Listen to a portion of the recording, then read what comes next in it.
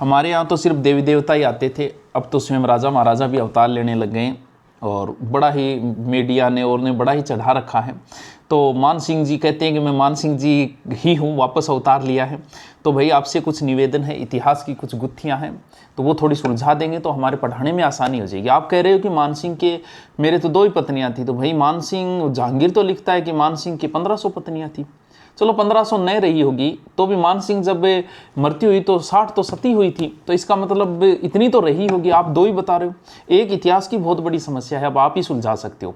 कहते हैं कि महाराणा प्रताप और मान सिंह की जो मुलाकात हुई थी, गोपीनाथ शर्मा बताते हैं गोगुंदा में हुई, बाकी इतिहासकार कहते हैं उदय सागर। तो अब आप ही बताइए, गोगुंदा में हुई थी या फिर उदय सागर झील पे हुई थी? ये प्रश्न मैं उनसे पूछना चाह रहा हूँ जो जा रहे हैं माइक ले लेके, तो उनसे मेरा निवेदन है, कृपया ये प्रश्न पूछिए ताकि हमारी समस्या खत्म हो जाए।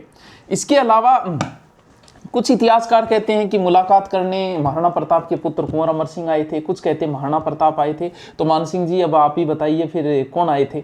और बंगाल अभियान में केदार से जब शिला माता की मूर्ति छिनी थी, आप तो कह रहे थे कि बंगाल से लाया था, ठीक है, तो आप ये बताइए वो केदार ने जब अपनी पुत्री का भी विवाह किया था मान सिंह से, तो उस पुत्री का नाम क्या था? कृपया ये भी बताने का कष्ट करें।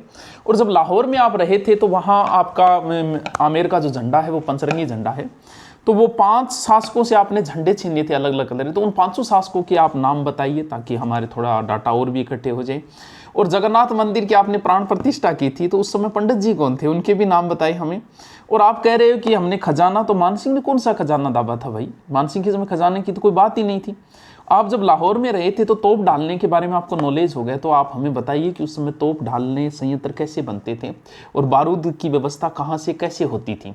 हल्दी घाटी के बाद आपकी मनसबदारी छीन ली थी, तो वो वापस कब मिली? और एक प्रश्न जो सबसे बड़ा जरूरी है और भारतीय जनता के लिए सबसे ज़्यादा जरूरी है कि ताजमहल पहले हिंदू मंदिर था, तो अब मान सिंह जी आप ही सुलझा दो, आपके आधार पर ये आगे का डिसीजन होगा कि ताजमहल हिंदू मंदिर था या नहीं, क्यों ताजमहल बाद में बना। तो आप बताइए कि उस समय वहाँ पर क्या था। तो भाई पढ़ने दो बच्चे को और 2-4 जीके की बातें पढ़ के कुछ बातें तो आपसे निवेदन है कि इन प्रश्नों के जवाब दे, आप बहुत बड़ी समस्या का हल कर दोगे अब तो फिर क्या।